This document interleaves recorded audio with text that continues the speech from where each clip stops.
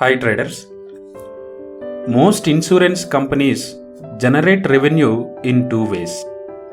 One is charging premiums for insurance coverage. Second, reinvesting those premiums into interest generated assets. After expenses removed, net premium is considered as income earned by insurance companies. That how much net premium earnings increased in top 5 companies we can see here once. Go Digit. Market cap is 31,000 crores. Net premium earnings 1982 crores. Year on year growth is 41.9%. SBI Life Insurance. Market cap is 1,49,430 crores. Net premium earnings 25,116 crores.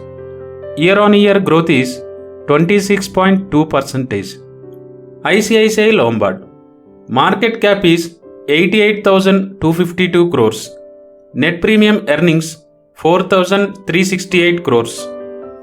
Year on year growth is 17.2%. ICICI Prudential. Market cap is 87,336 crores. Net premium earnings 14,788 crores. Year on year growth is 17.1%. Fifth one, Star Health. Market cap is 32,708 crores. Net premium earnings 3,395 crores.